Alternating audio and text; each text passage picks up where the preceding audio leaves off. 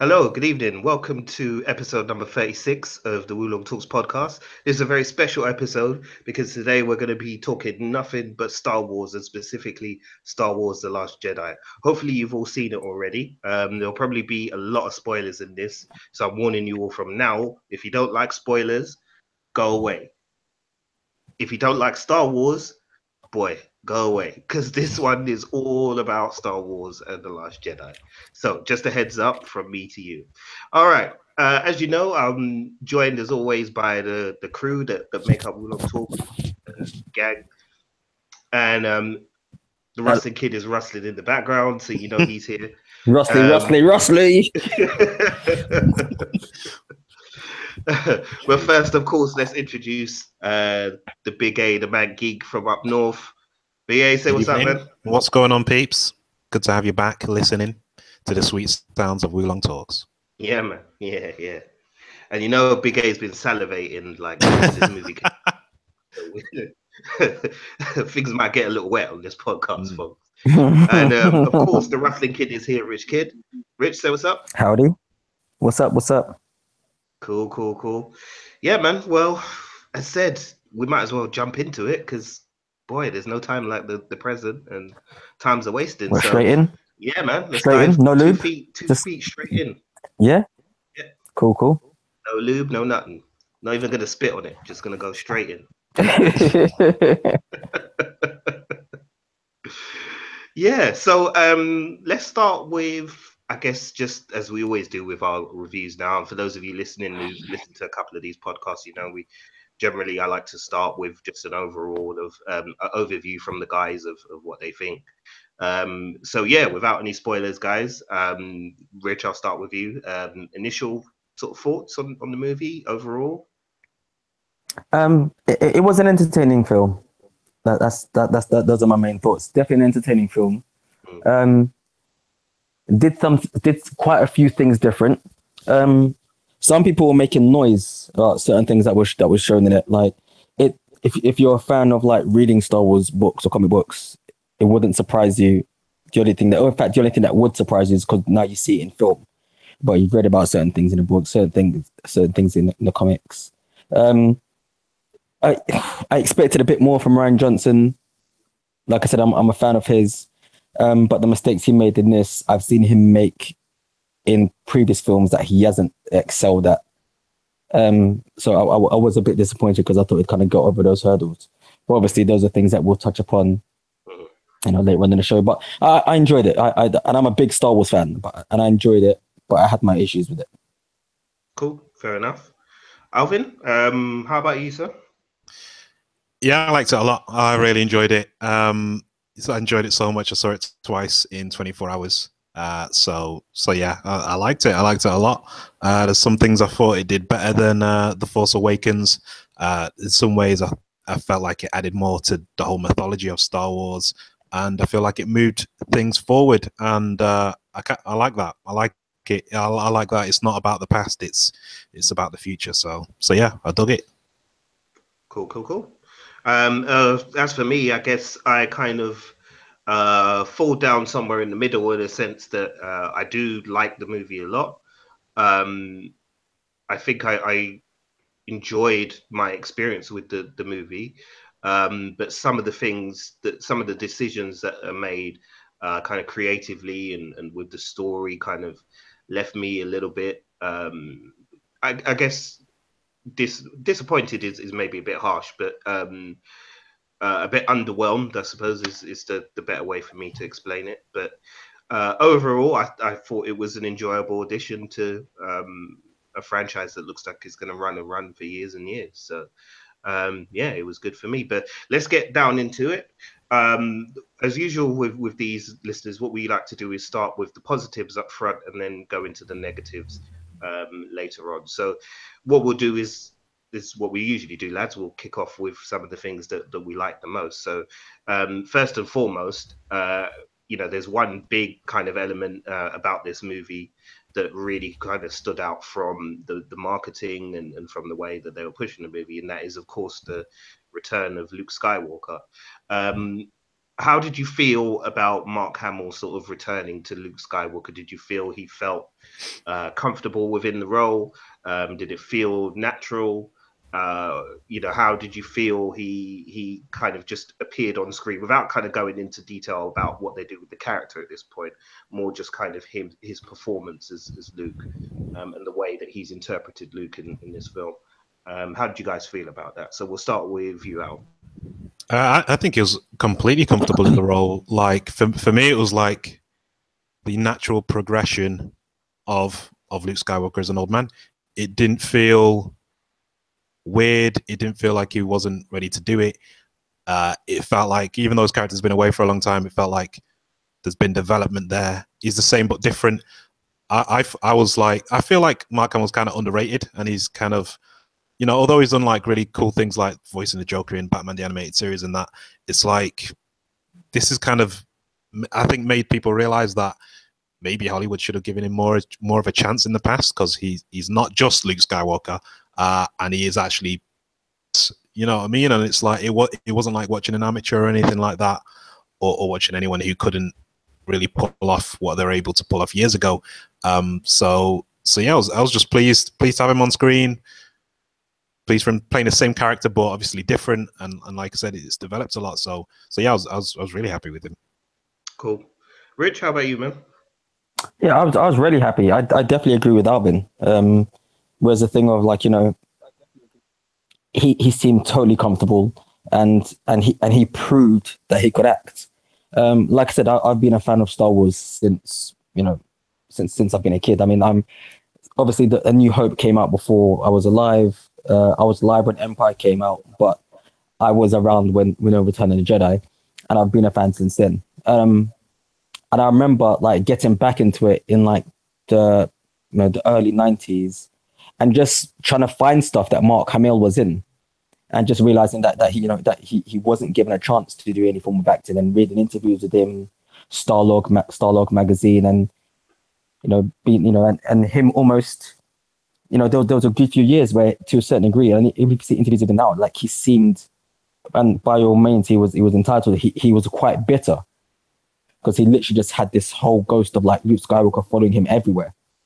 But in this one, yeah, like I think he finally accepted the role of of Luke, and he played it nicely. Like he played it really, really well. And I think he fell into the role of Luke Skywalker a lot better than Han Solo did in The Force Awakens. I mean, Han Solo was basically just Harrison Ford being a grumpy old man, whereas like with this, with Mark Hamill, it looked like he was channeling the things that we haven't seen before when he's portrayed Luke Skywalker on screen. So yeah, I was really happy with him.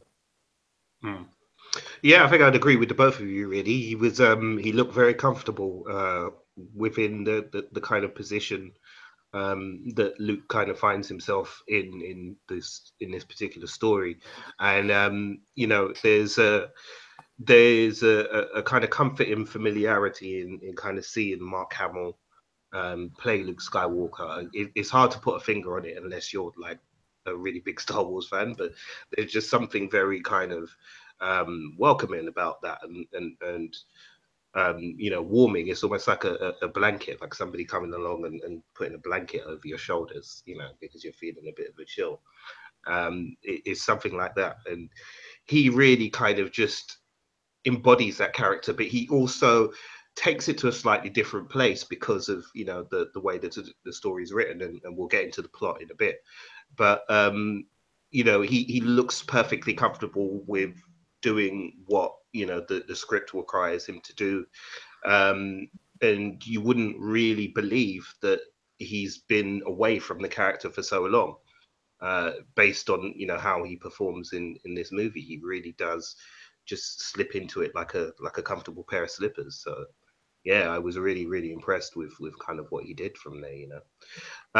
How did you guys feel about his sister Leia Organa, and how she was handled in terms of Carrie Fisher's performance, and also how she's kind of used in the story? Because I'll use that as a point to go back, and then we can discuss sort of how Luke was used as well. But yeah, how did you feel about how Carrie Fisher was on the screen? Did you feel again? Did you feel she was comfortable within the role that she was asked to play? Were you happy with the way that she was kind of used in the story and things like that? Richie, I guess it's your turn. Yeah, I think that probably out of everybody, out of the original cast, or you know, if anything, she's, you know, she is Princess Leia. Like, maybe I'm getting a bit nostalgic and, you know, seeing the interviews of when they've interviewed her and things like that. But she's always been fully aware that that's who she is. So it's only in the later years where the other cast members have embraced, you know, the, like, you know, Harrison Ford is like, okay, I am Han Solo, you know. But for years he was like just a grumpy old man about it. Like we said, Mark Hamill, you know, couldn't shake the ghost of Luke Skywalker, so it was something that he never really wanted to talk about. Whereas like with Carrie Fisher, she was always fully aware that she was, you know, that she was Princess Leia, or she was, you know, the ex-girlfriend of Jake or Elwood Blues from the Blues Brothers. Like she was, you know, she is what she, you know, she was aware of what she was. And I like what they did with her. um I'm just a bit upset that we may not get, well, we're not gonna get any more of her. I mean, if you're like if you're Star Wars fans, you know that it has been alluded to that Princess Leia was actually meant to be the original chosen one, and actually might be more powerful than Luke in the Force. So that's something that I was, you know, looking forward to, you know, to seeing. But the role that she played as the general, in giving orders and being the backbone behind the Rebel Alliance. So, you know, if any, you've seen her progress from this young princess into this person who's literally just leading people. I really enjoyed her in her role as well, man. Yeah, but I'm really impressed. Upset that she's not going to be in the next one. Mm-hmm. Yeah, indeed. Rest in peace, man. Alf, same to you, man. Yeah, I mean, as soon as she appeared on screen, I kind of got a bit stupid fanboy emotional, just because it's like Rich was saying, there's going to be no more of her. Obviously, you're going to have to write her out in some way, in like the next one or whatever.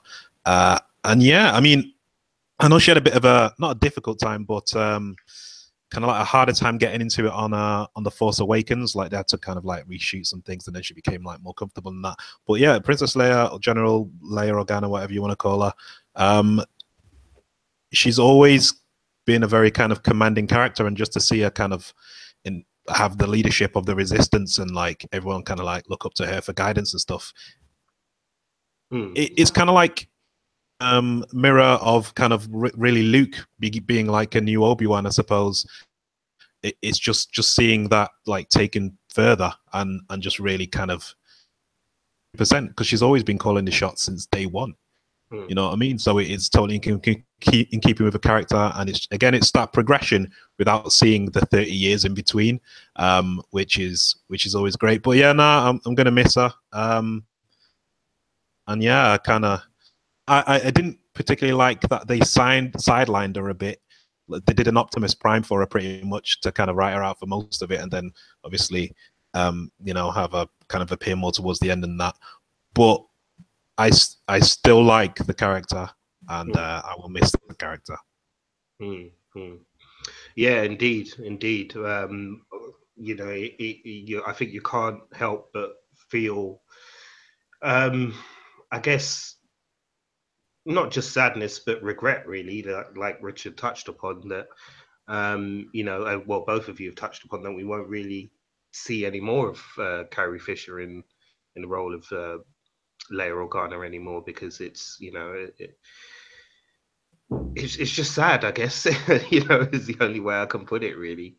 It's really sad, because she does feel like such a confident character. You know, I think you hit the nail on the head perfectly, Rich. You know, she was always the only one out of the three who kind of fully sort of embraced her role as Princess Leia, and was like, yeah, this is me. You know, Leia is me, and I am her. And you know, because of that, there was always an ease about how she kind of carried herself, and it seems perfect as the person to kind of lead this franchise, really, especially going into the next episode. So, as said, it's kind of tragic that you know, that's not going to happen now. But we'll get to the future, I guess. So we'll talk towards the future and stuff a little bit later. But um, we've touched a little bit on how sort of her character was used, but as I said, going back to Luke Skywalker, the two of them, you know, he and his sister are used um, kind of as like yin and yang almost in this movie. I felt in terms of the way that they conduct themselves in the specific paths that they're on.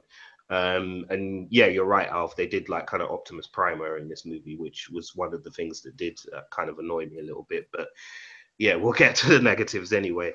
But going back to Luke, I mean, how did you feel about the way that Luke was used as a kind of very reluctant sort of mentor to Rey, and then you know his I guess progression, you would say, to a point where he kind of finally kind of finds a role and accepts that he has a responsibility to do more than he's been doing, you know, up to that point in the story.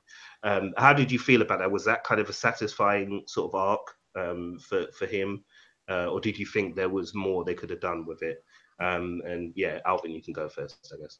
Yeah, I liked it because from the very first moment they subverted the whole thing. It's like I saw Force Awakens just before seeing the Last Jedi because it was a double bill, and yeah, man, showing that last shot of Rey trying to hand him the lightsaber and that, and then actually, you know, watching the beginning sequence with the bombers, and then getting back into that moment, him toss the lightsaber over his shoulder, not giving a shit.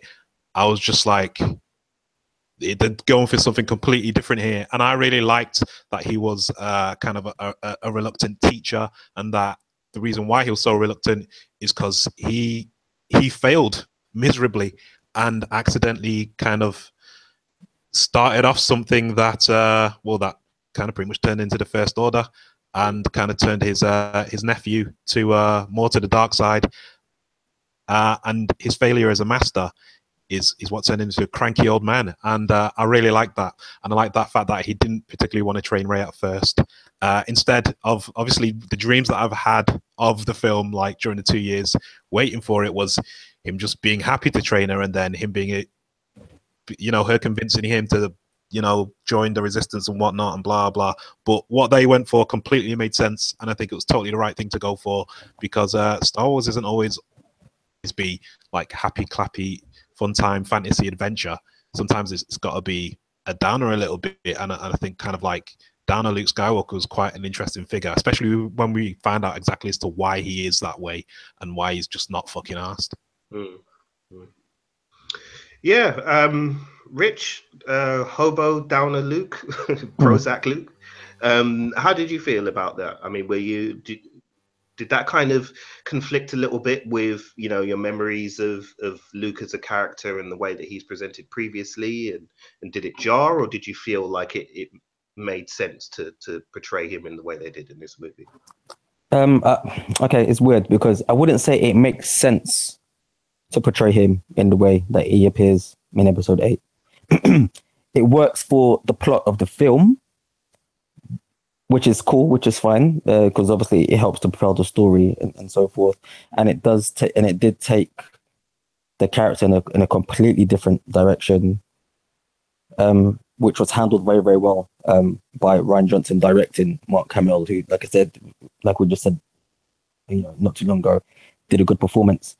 It did feel a bit out of character for Luke, for me, though, just for the simple fact that I understand that he's failed, you know, quote unquote, miserably at, you know, doing one thing, but it didn't seem in character for somebody of Luke to fail once and then just to give up, for, you know, just like that.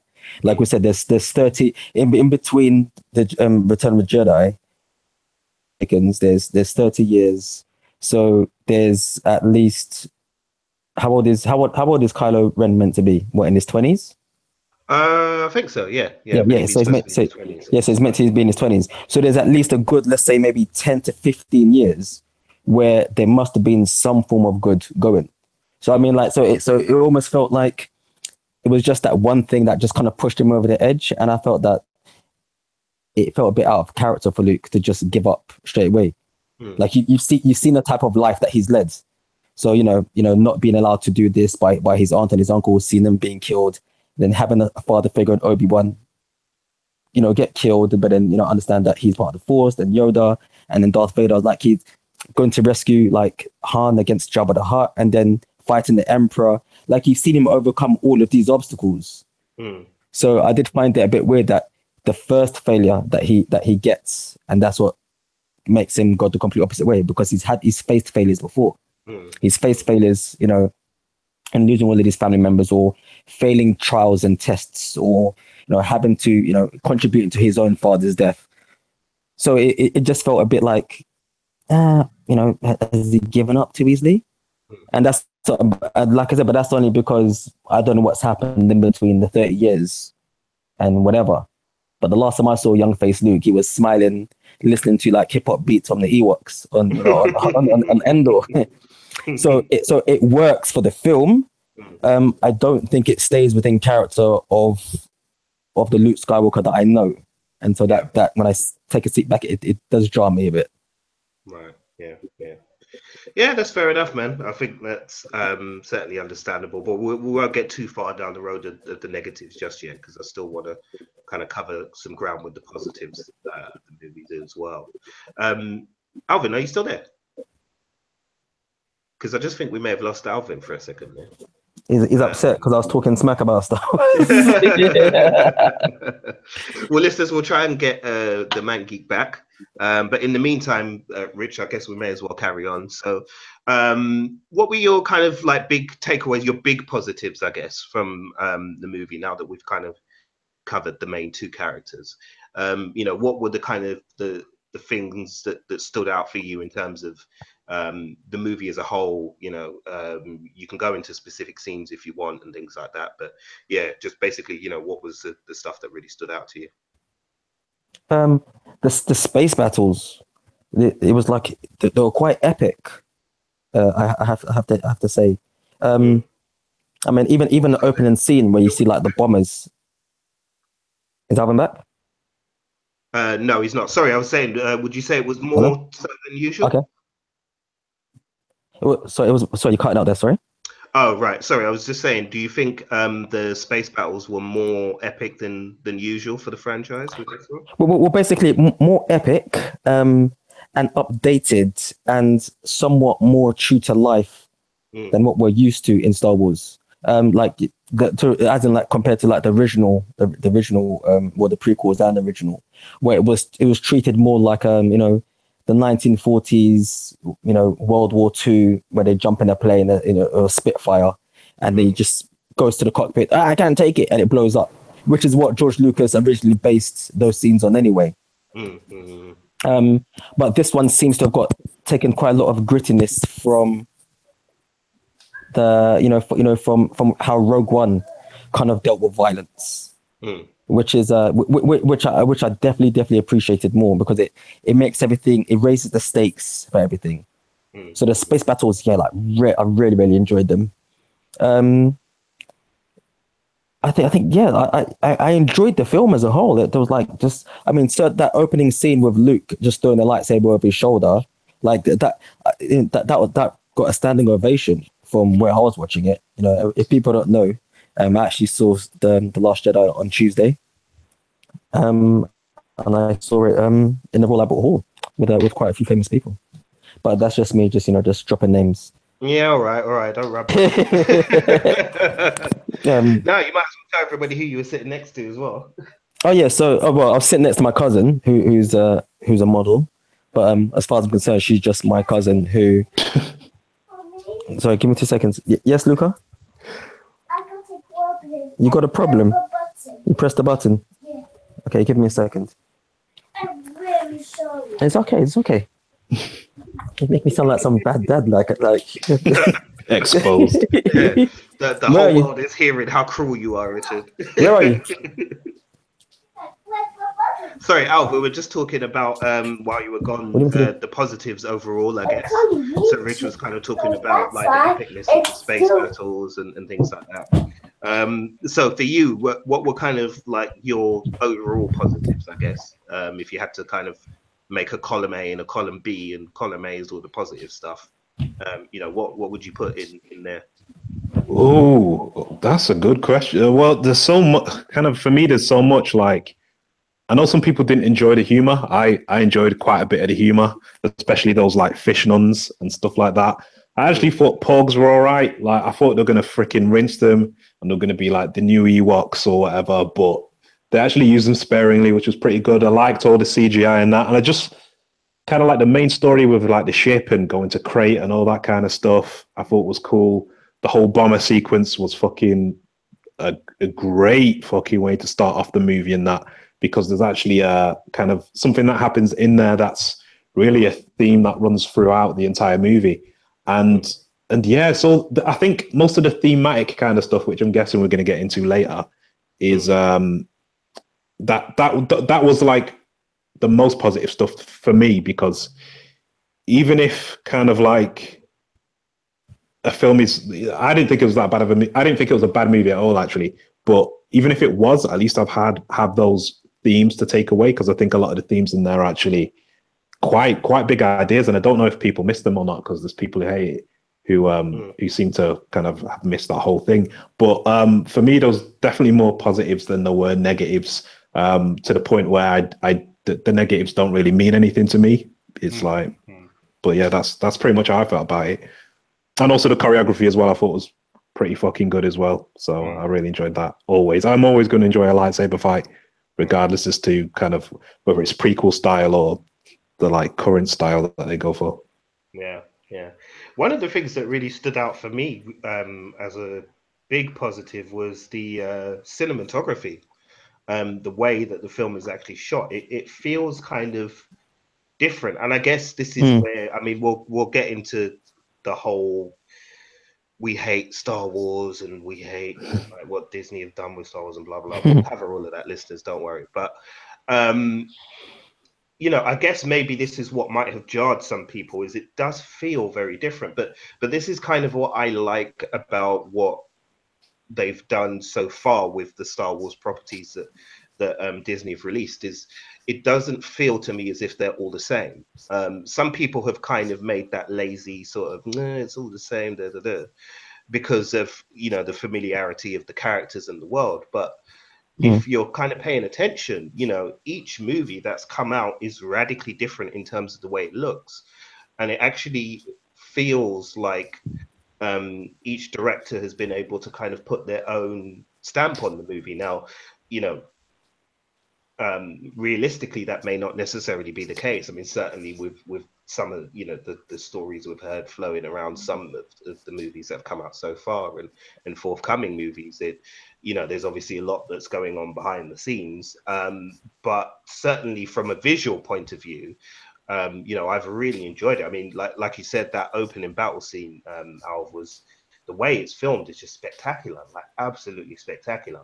There's some shots in there that are just amazing, and especially with Luke on the island as well. Where Rey and Luke are on this island, they really make good use of kind of sort of the natural habitat where that was filmed, and the colors really just kind of pop. Especially in the final kind of big battle scene on Crate as well. With the sort of salt, with the red underneath it. It really is vivid, and as I said, the colors really kind of pop out at you, and the camera kind of captures everything like really beautifully well. So it's one of the the best looking movies I've seen this year for sure. It's fantastic, and they did a brilliant job with it. You were talking about, sorry, Karen, sorry. No, go ahead. No, you said you were talking about like like the use of like the just the cinematography, and you mentioned like the island that Luke was on. It was beautiful in such a sense that it was filmed that I was half expecting fucking David Attenborough to do like a voiceover. Seriously, like like there were certain shots, and I was like, yeah, that's just stunning. And like you said, then the same thing with like Crates. Like it was, Johnson definitely took a different approach as to how he wanted everything to be shown, and it is weird because when you do look at, like, let's say if you look at like A New Hope, remember everybody seems to forget that as much as it's like like a Hollywood sci-fi movie, a lot of the influences that Lucas took and as to how he wanted to film it, it was from, it was from foreign cinema, but also it was from world cinema, so like how we did like the long shots and how we filmed the desert and stuff like that. Almost, I mean, obviously it's not as grand as what we've got later on, because of technology wise. But it's definitely something which people seem to forget when you watch some of the Star Wars films, because it's a sci-fi film and it's seen as like a kid and not serious and stuff like that. But Johnson's definitely pushed the boundaries with this one, is how he was just putting things in the scene. It was not really, really good. I definitely agree with you on that one. Yeah, so I found that like really, really impressive. I really loved the sort of the cinematography, and I said the way everything kind of looked and the colors kind of popped, and the production design. I mean, that kind of almost goes without saying in a Star Wars film. I mean, the day you watch a Star Wars movie and the production design is bleh, is when you've really got a bad Star Wars film. And yeah, Episode 2, I'm looking at you, but yeah, the production design is just so unique in terms of the way that the vehicles are crafted, the way they look on the screen, the way the costumes are designed as well. Some of the costumes are fantastic, like Leia's coat that she wears on Crate with the kind of half collar around her face. Like, I want that coat. I want that coat. I will buy that coat. If they make that coat a men's coat, I'll buy it. Because that is, in fact, I'll buy a women's version if I can fit into it, because that coat's bad. Like, I don't know who designed it, but that's a dope coat. But yeah, the costume design and everything is really cool as well.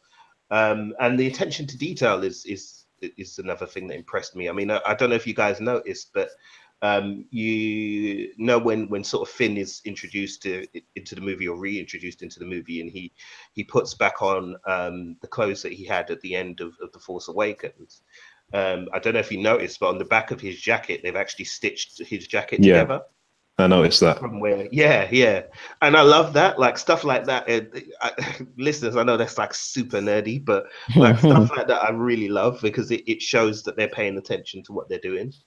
So that kind of thing, was a big tick in my box, and it helps because it services the world, and it makes it feel like it's a real place. It helps to kind of ground you in that world as an audience member. So yeah, definitely as a general kind of thing that I like. The attention to detail definitely kind of stands out for me as well. All right, how did you guys feel about sort of the, I guess, newer characters, but I suppose we should call them the returning characters now?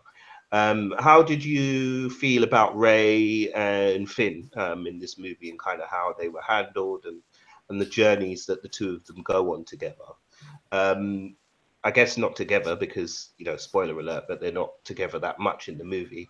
So first of all, I mean, did that bother you in the sense that Rey and Finn are not kind of kept together much in this movie, and that they're kind of very much going on their own separate paths? Or did you think that was just a natural progression of where the story was going?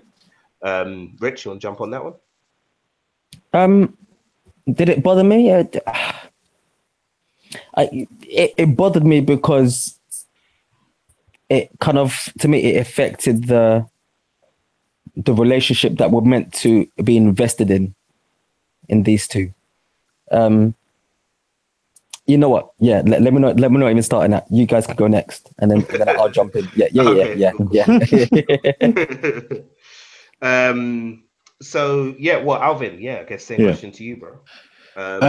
It didn't bother me in the slightest, just because you can't do the same thing again. You know what I mean? It's like, yeah, we could have those characters kind of like be together and experience whatever, but I think it was better for them to go their own ways, do their own things, and then kind of, well, they pretty much come back together in the end.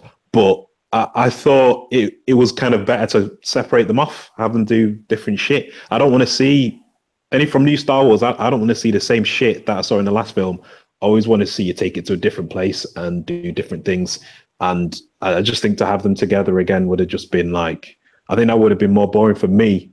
And just the fact that each of the three mains, because really it's really, well, say three main characters, but out of the Resistance fighters, there's three main ones being Poe, Finn, and Rey. Having them kind of separate off into their own kind of like little arcs, I thought it was a better way to kind of like get more of an idea of them, develop them more, because they had their own time to shine, pretty much.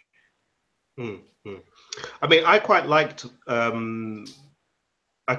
that they were kind of going in their own separate ways, and I suppose I expected that as well from this movie. Like I didn't expect them to spend too much time together because of kind of, I guess, where The Force Awakens ended and the kind of journeys that they were going to go on as characters in this movie. I kind of expected them not to have to spend too much time together. So for me, it wasn't like a kind of a big surprise to find that they weren't on that journey together.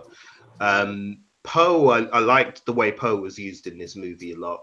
I really did like his you kind of saw him learning, about what it takes to kind of be a leader, really, and kind of growing into that role and the responsibilities that come along with it as well. And the fact that, he had two quite powerful female characters to learn that from was a nice touch. And I think that was something that maybe flew over some people's heads, but that's because it was handled not in a heavy-handed way, but in a very kind of natural sort of way. But I liked Poe's kind of journey in this film as well. I felt like he became a much more rounded character.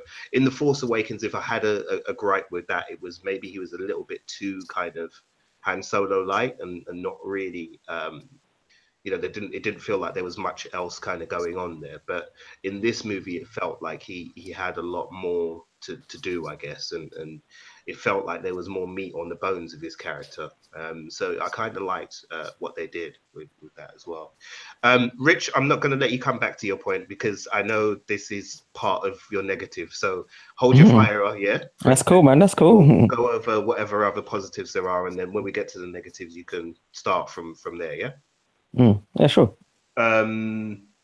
Right. Any other positives? Yeah. I mean, like, I think we've kind of covered sort of the main things there. Yeah, the action set pieces and stuff we kind of covered. I mean, I think we all agreed they were pretty exciting. I found them pretty exciting. There was no point that I felt bored. And it's just amazing the way that kind of it's hard to explain it, but there's a certain magic that kind of Star Wars movies have that almost no other franchise I can think of kind of consistently has, in terms of the way that you see an action sequence or you see, a big space battle, a dogfight or a lightsaber battle or anything like that. And it never ceases to kind of leave you feeling like, wow, I've never seen this before, even though they use like certain tropes again and again and things like that. It always feels fresh, and that to me is always kind of a pretty good sign that you're in for an entertaining movie when it can take something that you've seen 1,000 times before but still make it feel like it's different. And I really, really enjoyed the action scenes in this film. I said that the Battle of Crate was the big standout for me at the end. I loved the way that was kind of choreographed. I loved the kind of character interactions in it. And I loved the way kind of it climaxes as well. Even though I can understand why some people might feel a little bit shortchanged by it. But again, we'll get to that when we start talking about the negatives. But I personally kind of loved that. Was there anything else you guys wanted to talk about from a positive front that you liked that we haven't really gone over yet? Yeah, no, I agree with you on Poe. I haven't mentioned his name yet. So yes, I definitely agree with you in that. Like he was utilized and much more. And I felt he had probably, like, if not the first, then the second strongest arc throughout the whole of this film. He was like it was actually handled really, really well for someone who generally had literally next to nothing to do in the last film.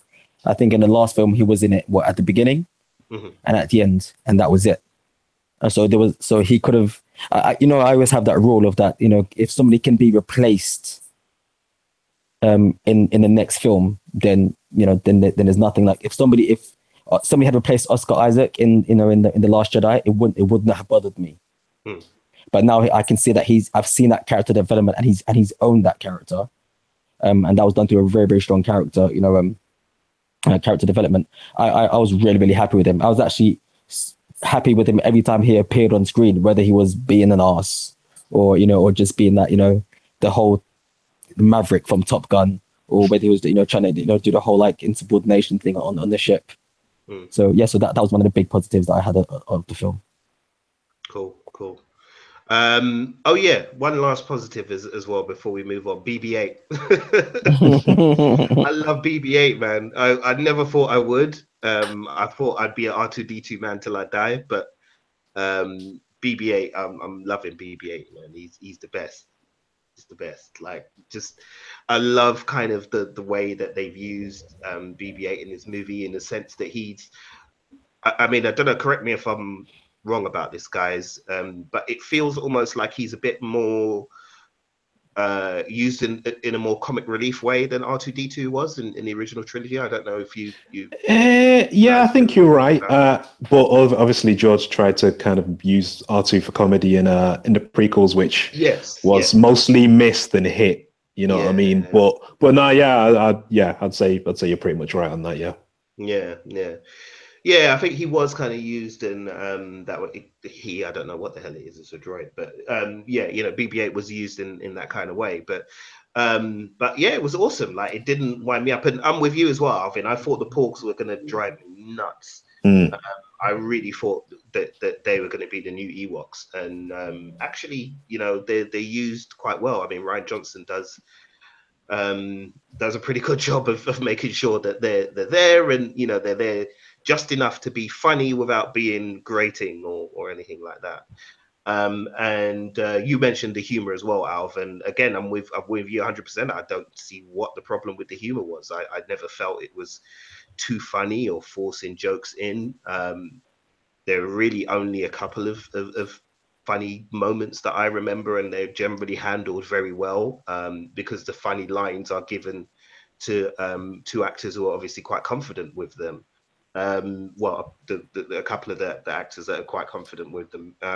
Particular the opening scene with General Hux and Poe Dameron. That was great, because clearly the both of them as actors are comfortable with doing that, and they pulled it off. And yeah, I thought it was fantastic. I heard a lot of people saying, "Oh, it took them out the movie" and things like that, but yeah, not for me at all. That was hilarious. So, so yeah, I think that was really, really well done. But yeah, I think, as said, I think we've kind of covered positives, and unless, as said, either one of you wants to add anything else on positives that we haven't talked about yet. No, I like the humor. Like you were saying, I can see why people were cussing about it, about the humor, because it was there is humor throughout the rest of the Star Wars films. It's just not humor like how we get in Episode 7 and Episode 8. So and to me, it is a drastic change in in how the humor is delivered. In that, like, when you watch the original films, the humor is part of it's part of the film somewhat, so to speak, whereas like is just told straight laced, whereas like the humor that was given in Episode 8, to a certain degree, it was made to make you laugh. So I can see why some people were upset. It didn't bother me. Like, I love that. Like you said, I love that bit at the beginning when Poe's, saying, "No, I'll wait." And and the whole Finn. I mean, to be honest, the comedy with Finn did great on me sometimes a little bit. But I like the humor in it, and like everybody seems to be forgetting, this is a new trilogy leading into another new trilogy for new people. There are people out there who are going to have seen the old Star Wars, and not in a bad way. By the time the next one comes out, some of these people might be dead. So so know your role in it. No, that's fair. That's fair. I think you've kind of hit the nail on the head, because that was kind of what I was gonna say, more or less, is that humor is a subjective thing. But taste also, you have to bear in mind that tastes change, and whatever audiences considered tasteful humor in their, sci-fi opera back in the 70s and 80s may not necessarily be the case now. So, you kind of have to address the way people would look at this type of storyline in a modern context and with a modern audience that's born in, the 1990s. They're not going to find the same thing funny that people found back in the 70s. So, I don't think the different tone in that regard of the way they handle the humor should be something that's viewed as a negative personally, but there you go, each to their own. Yeah, well, I suppose we might as well kick on to the negatives really, and the things that didn't quite work.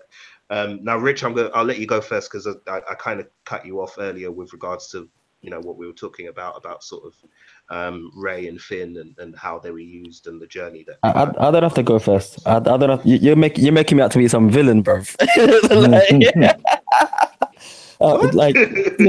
like, yeah, I'm gonna save you. You know what?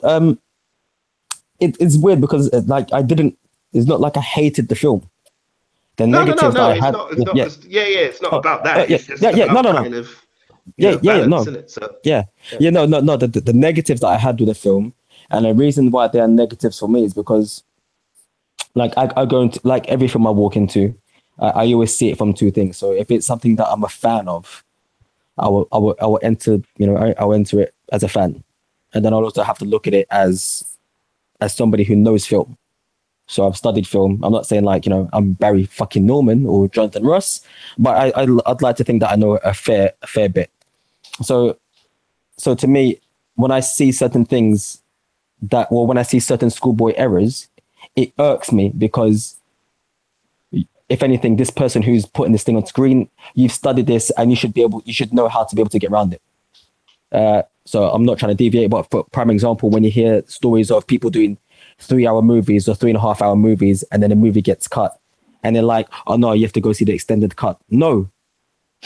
Your job as a fucking filmmaker, yeah? If you're told to make a film inside 2 hours, make a film inside 2 fucking hours. Don't make a 3-hour cut and make us go watch the 3-hour cut, and even the 3-hour cut is shit. Simple as that. Harsh like that. And to me, and to me, I don't even see it as being harsh. I just see it as the thing of like, you were given one job, man. Just make this fucking film in X amount of time. So the negative that I have with this film is just stuff that I couldn't get round because I'm already familiar with Rian Johnson's good work.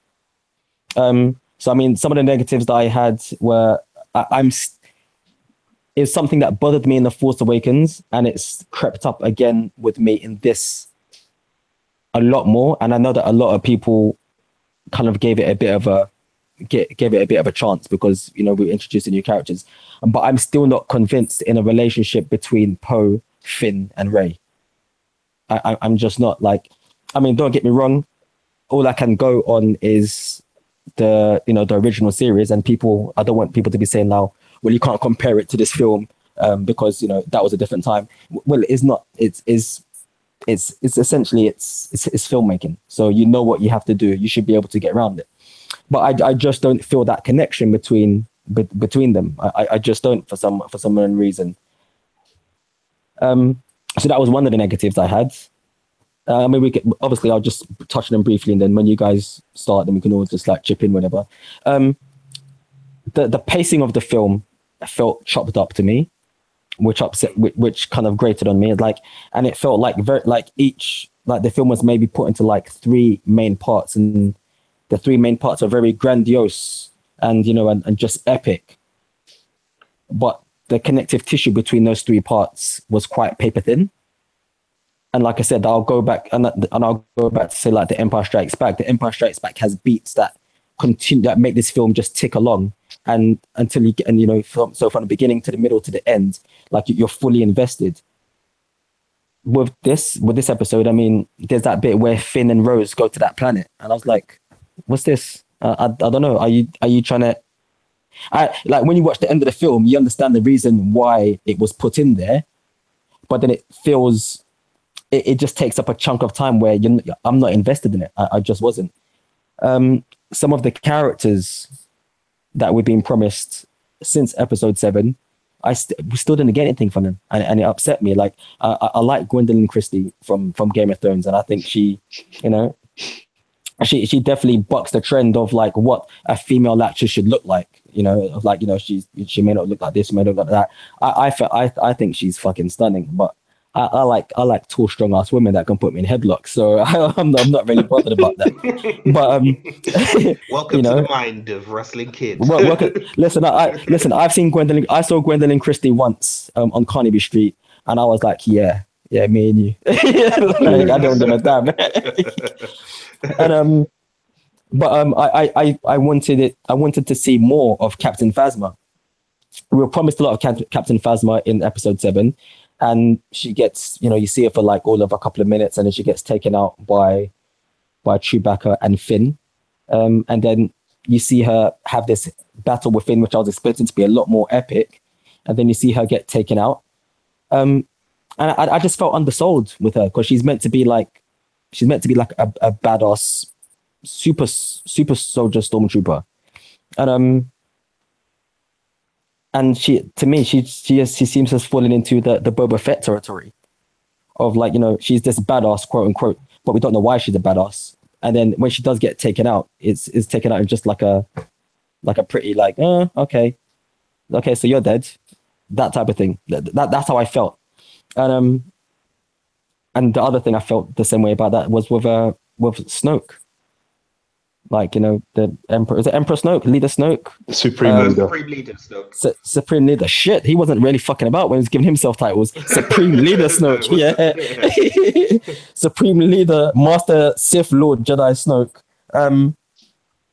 I just felt that he was, you know, we were meant to be given a lot more, and we weren't. And when he does get taken out, he gets taken out kind of too easy. We've already seen that he's quite powerful than a Force.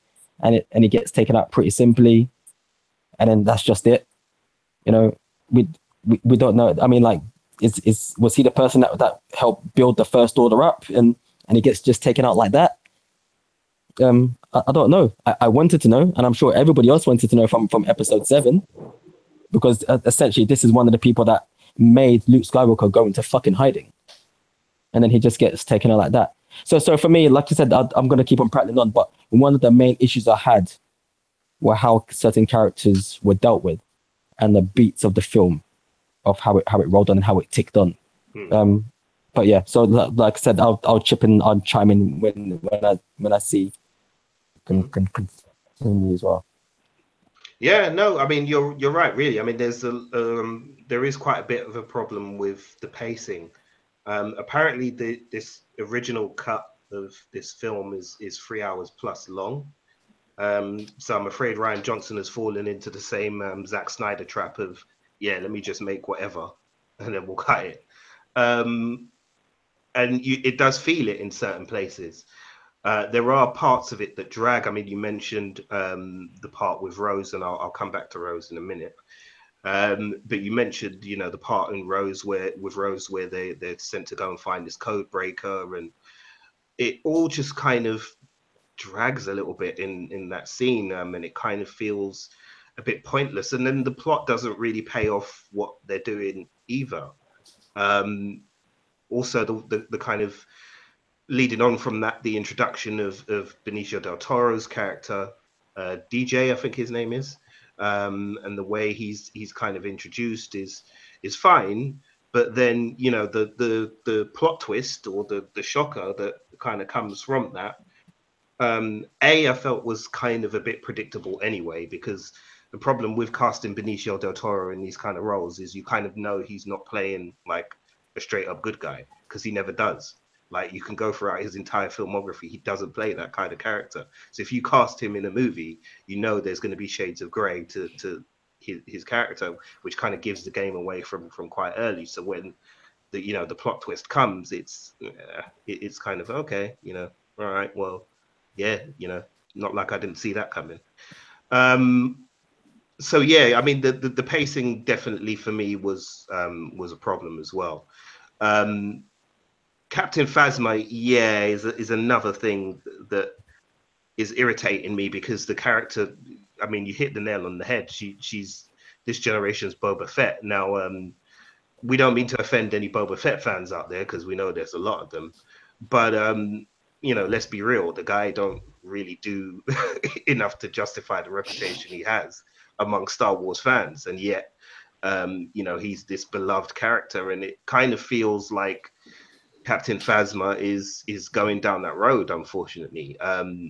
Yeah, for 2 movies now, the character really hasn't been used in any kind of way. And I get that they want to kind of keep, you know, mystery around the character and, you know, have that kind of sense of awe about her. But, you know, it would help if we knew something, anything, you know, it would help if she had like a couple of lines of dialogue and, you know, something to do. But pretty much here, as Rich explained earlier, she kind of turns up. You know, she gets into a bit of a scuffle with Finn, and then she's gone again. And it's like, oh, okay, so that's that then. So yeah, that felt very, very much like a missed opportunity to me. And with regards to Rose, I really, I really liked the character play. Sorry, the actress playing her, Kelly Marie Tran, I think her name is. And I kind of liked what they did with setting up, you know, her sister being on that last bomber, and kind of the significance of her sister's sacrifice and what it means to her, to then go on and join the rebellion full, you know, for wholeheartedly, and play a part in that. But it kind of felt a bit weird when towards the end she kind of makes this massive sacrifice to stop Finn from sacrificing himself, and then it's because, oh, we do the things we do because, you know, out of love, and I'm like, hold on, wait, she loves Finn? What? How did this happen? Like, when did this relationship develop? Because like, at first you were gonna throw his ass in the brig, like, and then you went on an adventure with him, and now you're in love. Like, it didn't make any sense to me. So I was, you know, I don't know, maybe it's just me, but like it just felt a bit hollow, like, and a bit kind of forced. But yeah, I don't know, it didn't quite work for me. But I mean, hopefully, you know, going forward, they'll do something more with the character, because I said I do like the actress, and I do think there's the potential there for that character to be a really iconic one. I just hope that they can kind of do something with her, really. And speaking of characters like that, Maz Kanata, what was the point of that scene as well? Like, it just, huh? Like, why? You know, it felt almost like you could have just done some exposition for sort of 4 or 5 minutes and explained what it was that the characters needed to get, and, you know, explain the MacGuffin, and off they go. It kind of almost felt like they forgot that the character was there. It was like, oh, we need to fit her in somehow. Yeah, let's just do this scene where she's shooting some people, you know, randomly off screen, whilst talking to the heroes, and yeah, that will do that will cover that base. So yeah, that kind of was weird, and that leads on from the Force Awakens as well, and the way that the character was kind of handled in that as well, which is a bit odd too. So yeah, I don't know. But anyway, Alvin, sorry, I've not given you any opportunity to speak. So, with regards to the kind of things that me and Richard discussed, I mean, do you feel we're being overcritical? Do you think there were things that were explained there that we've missed, or do you kind of see where we're coming from with that? Well, for me, pacing wasn't an issue. Like, both times I saw it, I was totally fine with the pacing. But yeah, when you were saying about the whole kind of Rose thing, and that stupid thing that she says about love and all that, that even on the first time I saw it, I was just kind of like, yeah, what? Like, where did that kiss come from? Why did she kiss him? There was no indication that she had the hots for him at any point.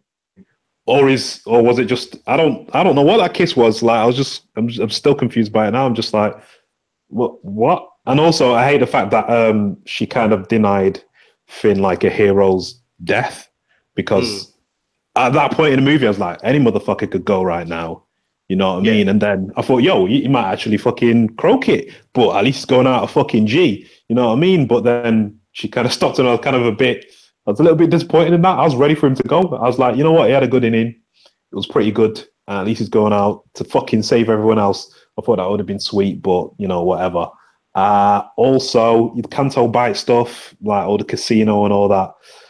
I was just a bit like, well, here we go with another version of Mos Eisley Cantina again. You know what I mean? We had it in Force Awakens with Maz's Castle, and now we've kind of got a different version of it. But I did like the fact how kind of when they're with DJ on that ship, and kind of he explains that, yo, there's people that make money out of this war that's going on. You know what I mean? They're fighting this war, and then there's these people on Canto Bight just fucking living it up, not giving a shit, having their space martinis and all that kind of stuff. I actually thought it was pretty clever, but most of it, I was just kind of like, it's not that it was bad or anything. And it's not that, you know, I didn't have some interesting stuff happen and some interesting stuff set up.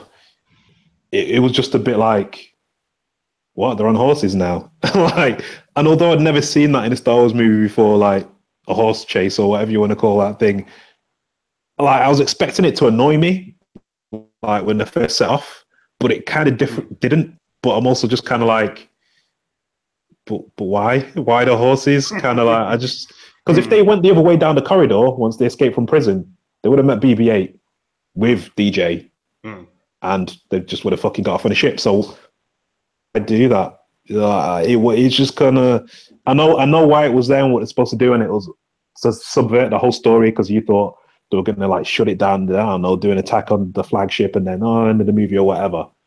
That's what you're supposed to think. But it just kind of like it's weird. It's like I've never seen a sequence or a part of a movie that I like.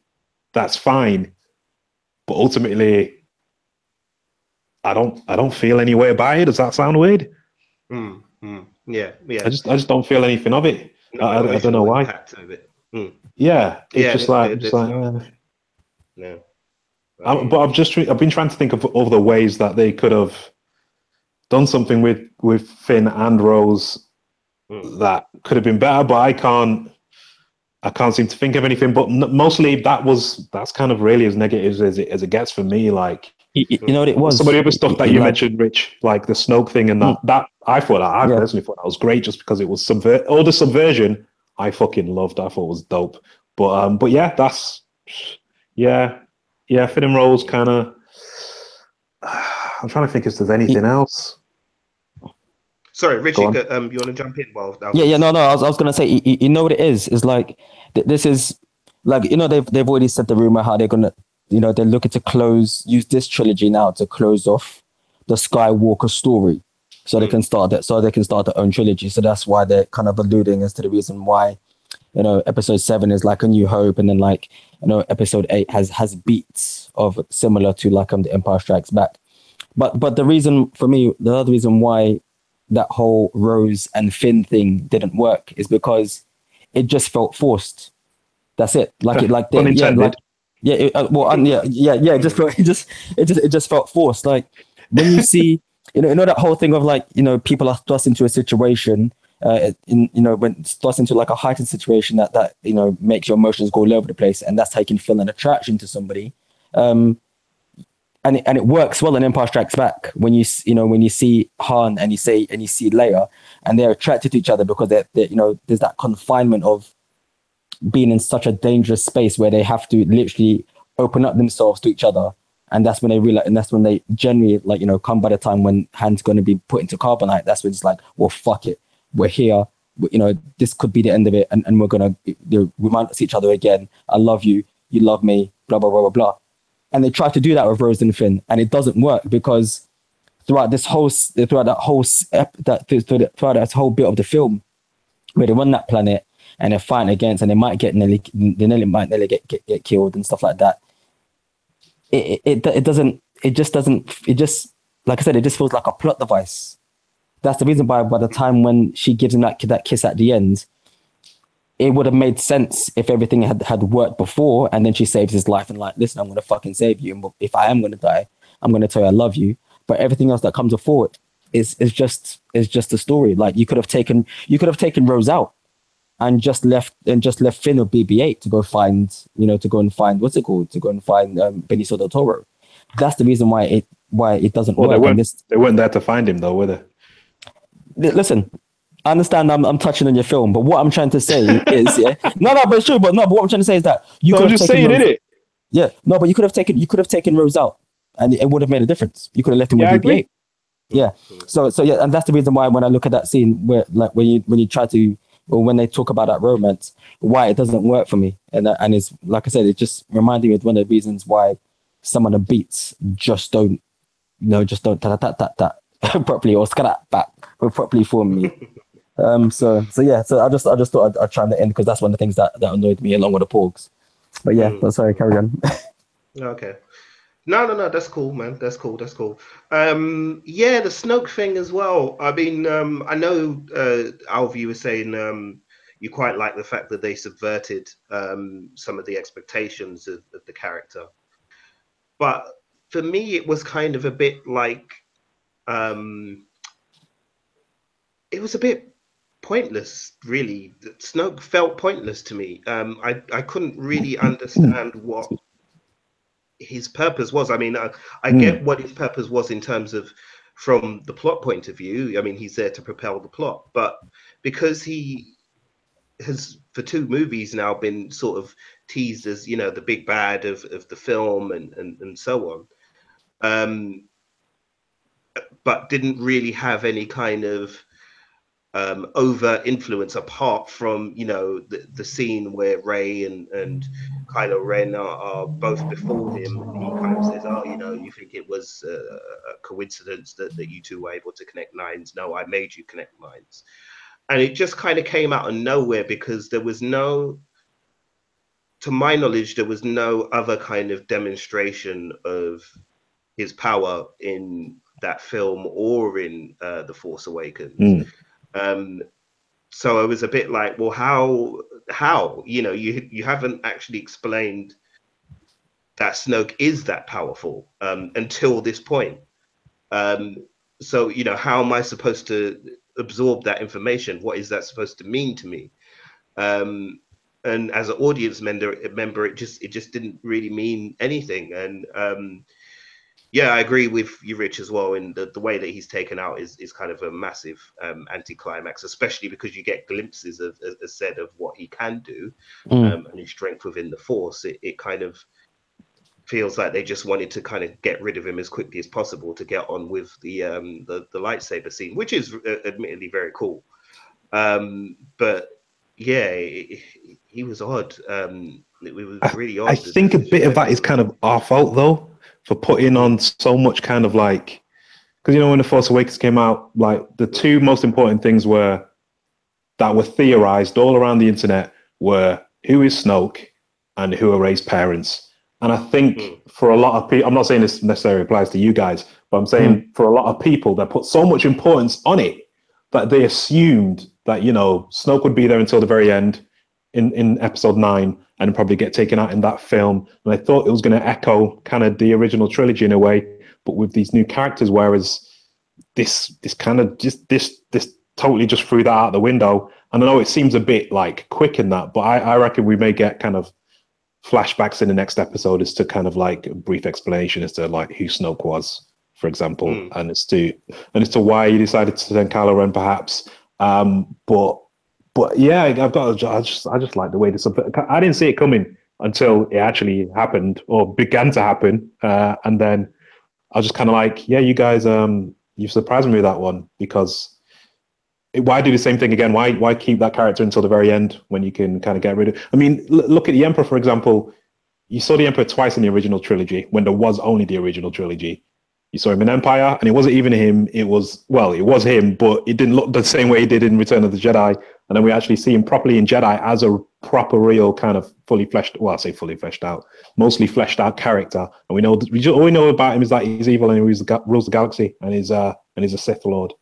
Yeah, That's but the it. thing is, yeah, but the reason why the Emperor works is because the way how Vader is portrayed. Remember, like Vader's portrayed as a badass as standard, so people are scared of him, and he's scared of him because he has that presence. People are scared of Kylo because he is that emotional, like almost like a. I mean, I know there's that whole thing of like he's like a sport brat, but that's what he is. He throws tantrums. So that's the reason why when you do see the Emperor, it's a lot more. It has a lot more like how can I put it? Has a lot more gravitas to it as to like, okay, this guy's a fucking badass. That's the reason why it works, is because now you've got two badasses. Like when you've got Kylo is just this kid who just But why do you need to repeat the same thing? I don't understand. Well, I don't understand why they have to no, repeat the same thing. It's no, no, it's no, like they no, don't have to no, do but that. yeah, Now, so now you can yeah, solely focus on Kylo Ren as yeah, Supreme Leader yeah. himself. Well, that's Delve the into thing him because even more. yeah, but you're talking about the whole internet thing where we just focused on X, Y, and Z, and you said that was like the audience's fault. It was not necessarily the audience's fault because throughout the whole Star Wars mythos, all we've been told is that there's always a teacher and there's always a student. And come by the prequels, that's what we're told. Like when it comes to the Sith, there was a teacher and there was a student. So it only made sense. It's not something that I think the audience necessarily forced. That's what it was kind of A like it just certain made section sense. of them definitely did. Come on now. Yeah, no, a certain section. But then if you're a smart person, like all three of us, I'm sure we sat down and we were like, shit, I wonder where he comes from. And we approached it from a smart, Yeah, that's from a us though. smarter This is the view. thing. There's so many of because it's been a shitstorm, like with this Mm, film coming out and all that kind of business and people's opinions of it. You've got opinions like ours. Like I respect you guys, and when you guys disagree with me, I respect the fact that we mm, disagree, and we can yeah, explain as to why we disagree with one another coherently, and we can go, yeah, I can see that, but blah blah. You know what I mean? mm, Whereas if you look at the way other people talk about it, I'm not saying this applies to obviously all fans of Star Wars and whatnot, but yeah, some of the other opinions out there are completely like, what the fuck are you talking about? You know what I mean? It's yeah, like, it's yeah, really fucking out there, shitting on the movie, shitting on fans, shitting on people who like it, who can perfectly explain as to why they do like it. Like, I still think Rey's a bit of a Mary Sue, for example, but I still fucking enjoy the movie. You know what I mean? I still like the movie. I can go, you know what? She doesn't have that many flaws. She doesn't have really any flaws. The most she got is a cut on the arm from one of the fucking Snoke's guards, and that's about it. That's the only flaw that I can say that Rey has. mm, It's not even a flaw; it's just a scar, and the fact that she's not that experienced with a lightsaber in comparison to freaking Kylo Ren and that. But you know, we can disagree and still mm, and mm, say our points. Like the internet has made people crazy.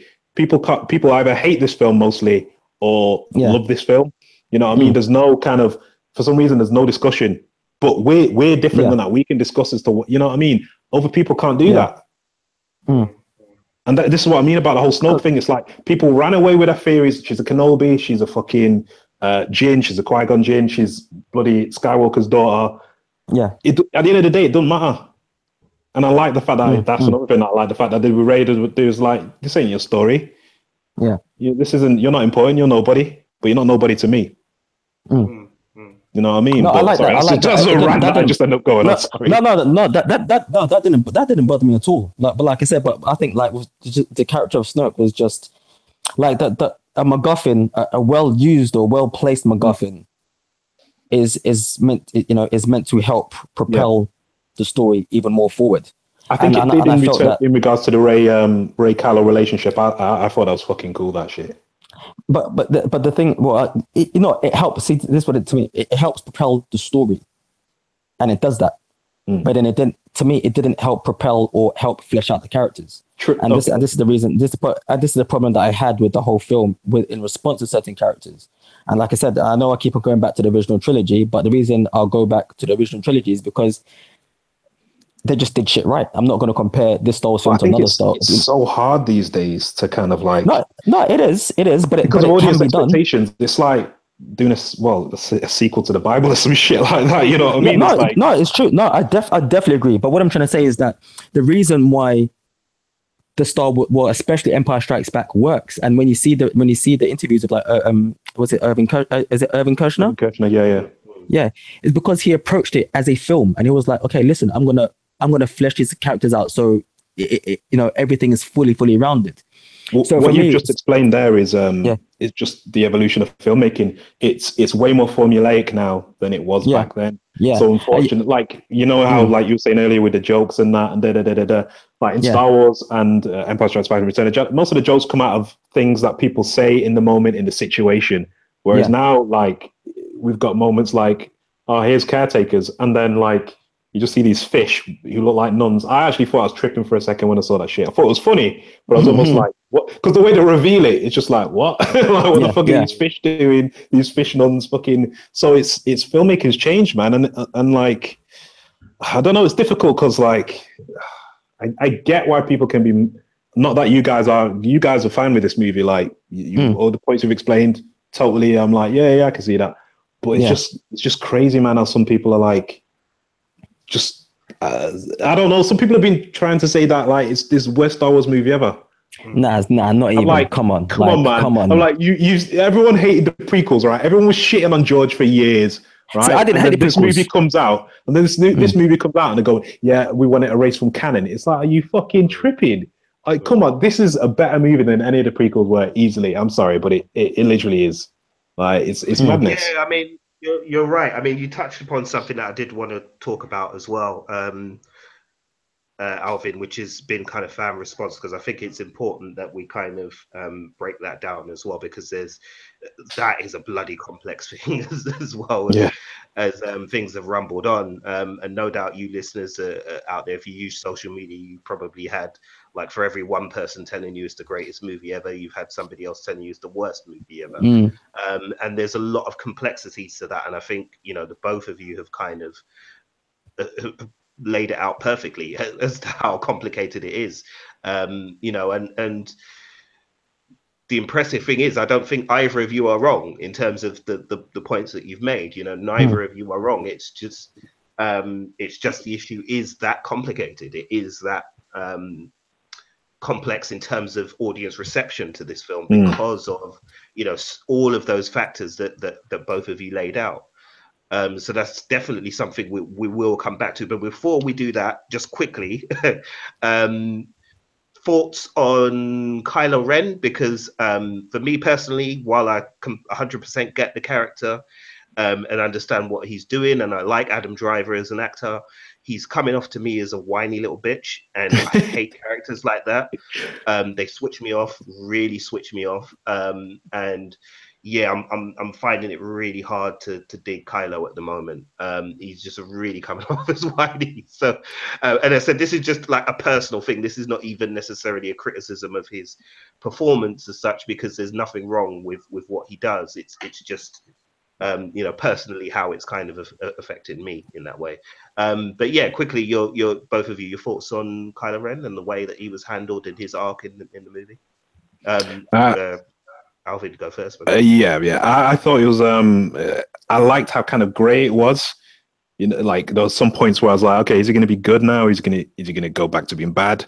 Like he wants Rey to kind of join him. Like what's his whole deal? I thought it was kind of a bit more on the ambiguous side of things than previously was, and yeah, I thought it made it more interesting for me to kind of watch as a character. And like I said, that relationship that I had with Rey. It kind of brought kind of more human side out of him rather than him just being 100% sulky. He was now like about 60% sulky. Rich?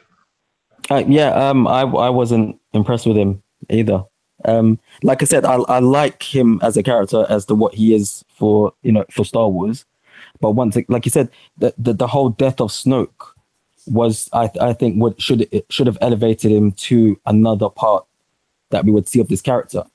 But then you see him kill Snoke, but then when you see him after that, he is still that whiny bitch kid. Like the bit when he's like, no, but it's true. Like that bit when he's like, you see him pull off this big thing where he's obviously had like some form of strenuous or relationship with his teacher, and he's obviously trying to live up to this legacy, and he knows he's gone down this dark path. And now you've taken out this teacher and you're going to be the next person to take over them. So you should now have elevated as a person. But when it comes to him, like facing down Luke, which is obviously fair enough, Luke is the person that, you have this large amount of, anger towards, but you're still that whiny kid who's just going like fire, and you're clutching your hands together. So I didn't see any evolution in that character. So he is still a bit of a whiny bitch kid to me. And that's why, when I saw Snoke get taken out, it was a MacGuffin that was truly, truly wasted, and all it did was help propel the plot. It didn't do anything to propel the characters. That's the point I was trying to make.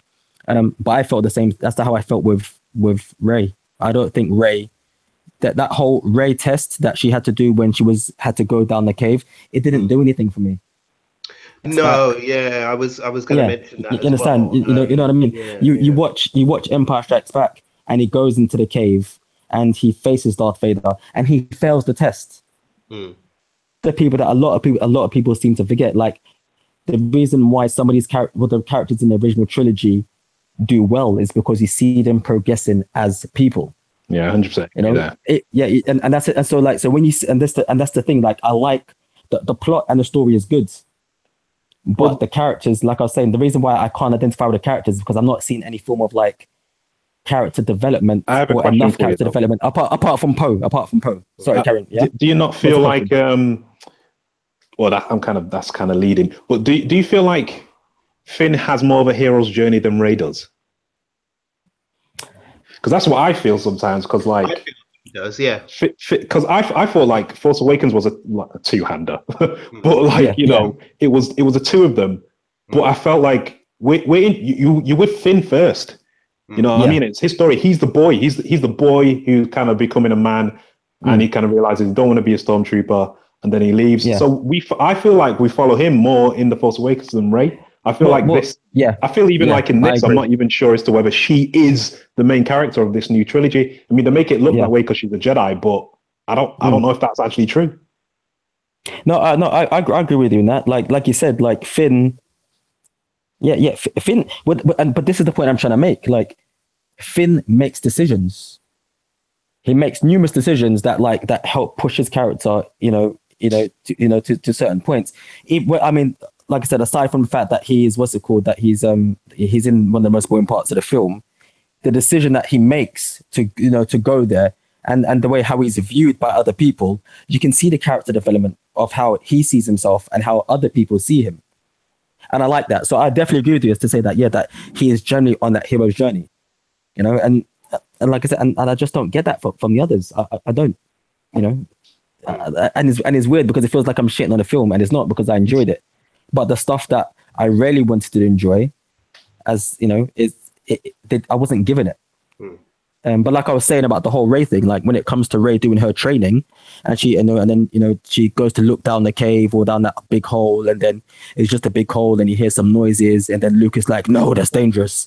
I've felt something like this before," and it's like what have you felt before? Like, I get, that's what my boy says when I turn the light off when he goes to sleep. That is dark. It's scary. Like, I understand it's scary, but why is it scary? There's nothing behind it to push it. And that's what like I said, when you watch The Empire Strikes Back, like there's certain things that happen to the characters and you're like, fuck, this is going to have an impact later on down the line. Han Solo thinks he's making the right choices, and you're not. He keeps on making the wrong choices and fucking up. So come by the time when he gets captured, it's like, shit, well, now you've really got yourself in typical Luke, the same thing. I want to do this, I want to do that. You're not ready. Princess Leia, Princess Leia. Luke, man. No, but it's true. He's just a farm boy, innit? Moisture farmer. It's just a farm boy. But the thing is, what a piece of junk and all that crap. It's all questions with Luke. Exactly. But the thing is, but you see the character development from A New Hope, where he starts off as this boy who just basically, when we meet Luke, all he knows is that he knows what's above him, and he wants to be there. Yeah. And through tragedy and stuff like that, he gets that chance, and then he becomes this hero. And then he realizes that, right, I'm even made for bigger things. And then he gets ahead of himself and says, well, I can do this and X, Y, Z. And then he realizes, he's starting to run before he can even walk. And so you see those type of character beats which works, and you get those beats as well with Han Solo, and you get those beats with Leia, and like I said, and with Rey you don't get that. With Finn you get that. With Poe you definitely get that. Why do you think that is with Rey though? It's like, because obviously people have said that she's a Mary Sue. I heard she's responded saying that it's sexist to call Rey a Mary Sue. But it's the thing is that nothing. But she doesn't fail at anything. I like failure. Yeah. I like to see characters fail and then learn from the mistake in order to improve. I ain't seen her fail once, apart from get that one cut on her arm. Yeah. Well, the thing is, you know what? Like me personally, I don't like to use certain phrases to describe people. So the whole term of Mary Sue, I only learned that term recently. So the whole term of calling somebody a Mary Sue, is that a term that you would use for only somebody that's female, or could that be used as somebody that's male? No, the male version, which is Gary Sue. A Gary Sue. See, yeah, but even then, I still don't like those terms, because you're still making it a sex thing. You're calling the female one Mary, and you're calling, if it's a male, you're calling him Gary. Number one, they're shit names anyway. Who the fucking calls the kid Gary anymore? Yeah. Whoa, there could be a Gary Whoa, listening. easy. Yeah, Yeah, don't be listen, offended, listen. How many anyone. Garys there Gary are and Yeah. there, Mary, man? if you're listening, Ga- don't listen to what he's saying. Listen. shit. Gary, if there are Garys out there, my bad. As for Mary, the only Mary I know is Jesus Christ's mother. Yeah, so let's just leave it at that. Yeah. So I can understand the reason Okay. why she To use a would be different term, upset. just a character with no flaws. Let's just call it that. No, but I wouldn't even say that. The reason why I don't like to use terms, I would just prefer to explain as the reason why I don't like that thing. But I can see why people would would describe her character as a Mary Sue, and it is because she's essentially perfect, or not even she's essentially perfect. The character that Daisy Ridley plays is perfect because, as far as I'm concerned, the character that she plays could have been played by a guy, and it just happens to be played by a woman. So I don't want to put sex on this, but the character that she plays is just perfect, and I can see why people would be frustrated because it did frustrate me ever so slightly, in not seeing any flaws in this person. It just did. That's it. So I see your point in that. I see your point in that, Alvin. Okay. Yo, can I mention quickly just a negative? Yeah, go. Yeah. So at the beginning when it says the First Order reigns supreme. Mhm. I don't know how many people realize this, but that planet that everyone thought was Coruscant Yeah, in The Force Awakens that gets destroyed. It's called Hacian Prime, yeah. and Okay. that's where the New Republic Senate is. So the Senate was destroyed, Right. but I don't know how many people are aware of that because I wasn't aware of that until recently. No, I didn't know That is the planet where the new Senate was. Okay. So that's No, why it I then didn't says know at the that. beginning the First Order reigns supreme because they've destroyed the Senate in the previous movie. I think there was a scene there with Leia, but I think it got cut out of the final version. But Okay. obviously, this must have been written before. Obviously, that movie was completed. But yeah, that ended up being a negative for me because I went, what? And then after seeing it, I was like, oh, okay. So the Senate was on that planet, but I didn't know that because they didn't show it and they didn't mention it, and no one even bothered to say it in the one line. So, well, I think that's more of a flaw with The Force Awakens, but this doesn't address that. But it if you look it up or whatever. Yeah, no, that's a good point, man. I said I had no idea until you just mentioned that now. So yeah, that is a good point. But yeah, one last thing for me on the movie itself. The way that the rebels just keep getting taken out in this movie. I swear we ended the movie with like 50 rebels left. It was a that- tiny Yeah, number, something they're all like up with the Falcon, in it. Yeah, it's like I was like, what the hell happened to the rebel forces? Like, you guys are terrible, man, terrible. Like, you got taken out so easily in this movie, easily. And I get it, you're outgunned, you're up against a force that's way more powerful than you, has better tech than you. But yeah, it's just the way that the numbers are just whittled down, like so much chaff, being tossed aside out of a harvest a wheat. And I don't know why I use the farming analogy there. I think I've got Luke Skywalker on the brain, but yeah, the way they're just getting chucked to the side. I was just like, wait, hold up, aren't you going to keep some guys for the next movie? Like, everybody's just getting taken out, like. So yeah, that was kind of mad. But anyway, that was a minor gripe. That wasn't like the big important thing. Well, yeah. As I said before, we kind of get to our final scores, because you guys kind of touched on this earlier. I do think it's important that we kind of talk about the audience response because, as you said, Alvin, it's been quite divisive to say the least. In terms of the response to this film. We've either had, as we said, people claiming it's the greatest, Star Wars movie ever, or it is the worst Star Wars movie ever, and there is a petition going around to remove the film from canon. And by the way, if you're somebody who signed that petition and you're listening to us now, go take a look at yourself, please. Like, please just go and take a look at yourself, because honestly, I mean, number one of my pet peeves is people abusing things like change.org and things like that. Those things are there for a way for people to kind of express a desire to see something change within society. That's what Change.org was there for. It's not there because you want to whine about a fucking movie. It's there for things that actually affect people's lives. And yeah, I get movies affect your lives, but not really. Not in a movies affect your life in a first world problem kind of way. Yeah. Like seeing people set up all these petitions every bloody 5 minutes for this, that, and the other is really pissing me off. So all of you kind of self-entitled fans out there who think you're entitled to have this and entitled to have that, you're not. Okay, they make this stuff because frankly they want to make money, and that's it. If you manage to get something out of it and an enjoyment out of it, whoop-de-doo, we all win. But they don't owe you shit. So don't sit there crying about anything with this and that. And oh, well, you've ruined Star Wars. And as I was saying, I think I kind of got drowned out when you two were going back and forth. But we kind of mentioned this earlier when we'd spoken about the movie, privately. People are fickle. People are really, really fickle.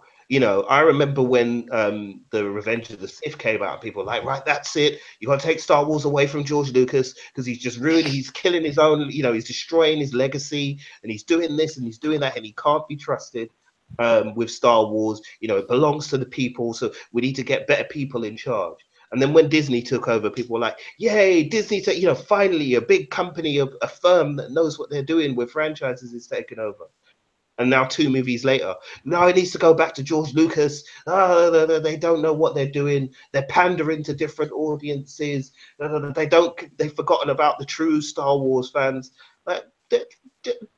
Grow up. Really, grow up. If that is how you think and that is how your mind works, grow the fuck up. Just really, it's absolutely pathetic.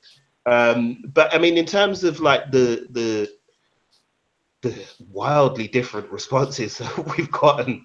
I mean, we're not going to be able to answer this question really, but I just figured we may as well kick it around between the 3 of us and see what we can come up with. But I mean, what have you guys' takes been on the way the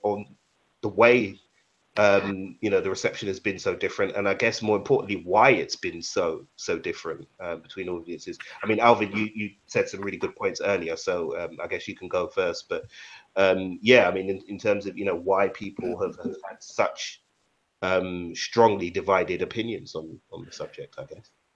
I think because everyone feels like they own a piece of Star Wars. Not only that, but I also think with the quote marks culture war going on in all forms of geekdom and whatnot, I think that's kind of really polarized it. So the loudest voices on each side of the voices that are out there that people are seeing and hearing, whereas the kind of more reasonable, closer towards the middle and whatnot, no one's really hearing those. I kind of more agree with the critics with what they said about it. But I think the best way to kind of really enjoy a Star Wars film is not to read any reviews beforehand or go in with any preconceived ideas. Watch the teaser trailer, watch the main trailer, forget watching any TV spots, and just go in and make your own decision. Like literally watch the film for what it is. Don't freaking go in there saying it's doing this political thing or that political thing, or it's a comment on the Trump administration. No, it's not. It's a space and fucking lasers movie. That's literally all it is. Like, it's just a bit of fun, a bit of pure escapism. Not everything has to reflect the fucking real world in that way. Like, just chill. But I think we live in such a weird time right now that it's like a tug of war, and it's being tugged between like really 2 sides. That's why I feel it's been so kind of weird in that. But also, it's just people just haven't been consistent. The Force Awakens, it's too much like A New Hope. This new one, it's too different. It's like, what? How can something be too different 1 second, and when they do what you want, how can something be too similar, and then they do what they make it different, and then you complain about it? I don't get that. That's like, are you fucking mad? Like, what the hell? I retweeted a guy from. Sorry, go on. Karen? I retweeted a guy from. We call those fans Goldilocks. Goldilocks. Yeah. Because yeah, that's true. That's literally it, man. That's literally it. But I retweeted this guy from IGN, and his tweet said it was something along the lines of, "The Force Awakens comes out. Fans say it's too similar to A New Hope. fans tear it apart. Mm. The Last Jedi comes out, fans say it's too different, fans rip it apart. It's like that's totally it. It's like what? How can you? I don't get it. But I don't know. We just live in weird fucking times, man. That's what I think it is. With something like Star Wars, it's part of so many people's lives that everyone feels like they own a piece of it. And so some people get fucking pissed. And like I said, this culture war thing as well, this bullshit, like that I wish didn't exist, and I wish just people were more chill. But unfortunately, it looks like it's fucked everything up. Hey, well, listeners, I mean, when we get to our review of the year for 2017, there's a lot I'm going to have to say about this culture war thing, because I think it's really just it's starting to annoy me now, because I feel like I can't just enjoy a movie on its own merits, or a book on its own merits, or a TV show on its own merits anymore. It feels like everything has to be either justified or questioned. And yeah, it's becoming tiresome. But yeah, anyway, Rich, did you want to add anything on top with regards to sort of like the audience response to the movie? They can go fuck themselves, to be honest, man. Like I think it's actually quite selfish and just mean. Like you said, to demand that somebody's work be taken out of canon, or to be taken away and then another edit be put up. I mean, fair enough, you don't agree with it and you're entitled to opinion, but then to take like you're imposing on somebody else's work. Nobody comes into your house when you make a fucking dinner and takes a spoonful and goes, that tastes like shit. Get out, go get me a bucket of KFC. Nobody does that because it's just not right. And I think that's the same thing. But it's bullying tactics. And I think this whole internet thing is just giving people too much voice. And some people are even making valid points, but then they're getting so caught up in the fucking whole hoopla that the valid points that they were making initially just ends up being shit as well. I'm just not a big fan of like you said, these whole .org change things and demanding this and demanding that. I think it's a really, really big disrespect. And just deal with it. Either like it or don't like it. If you don't like it, then fuck off. I don't pay anything else into that franchise, or suck it up and carry on. Simple. Yeah, man. I mean, like, people, we live in a free society. Well, not all of us, unfortunately, on planet Earth do. So you should be thankful for the fact that you do live in a free society. And one of the benefits of that is you get to choose whether you engage with something or not. If something you watch something and it doesn't agree with you, or you don't agree with it, you can disengage and be like, you know what, sorry, not for me, bye, and off you go. And similarly, if you enjoy it, you can feel free to enjoy it and love it and celebrate it as much as you like. And I think we're all deep down, most of us, I mean, because I don't know about all of us, given some of the shit I've seen over the past week, but I think, most of us are fairly rational and, intelligent human beings. We're capable of simply either liking a piece of art or not liking it and leaving it at that. It doesn't have to go any further than that. You can kind of just say, you know what, that weren't for me. Sorry, didn't like this, didn't like that. Okay, fair enough. And just keep it moving. Or as said, you can love it and revel in it if you like. Sure, why not? Celebrate it if you love it. But the point is just, either way, just keep it moving. Like, we don't have to have this pointless fucking discourse about, political agendas and blah, blah, blah. And you're ruining my childhood and you've done this and you've done that. It's just, it's depressive. But anyway, as said, like, we won't get into that now. When we do our review of the year for 2017, we'll get into all of that shit. But yeah, no, we'll leave it at that for now. So, guys, final scores for Star Wars: The Last Jedi. Richard, you didn't like the out of 10 score the last time we did 4. So, No. You guys can do that. I just prefer to give it. I prefer to. Why though? But that's contradictory, Rich. We can't. That's the same thing. Two of us do it, and then you do something else. Why? So, Why? It's still your opinion. Is it still what you prefer?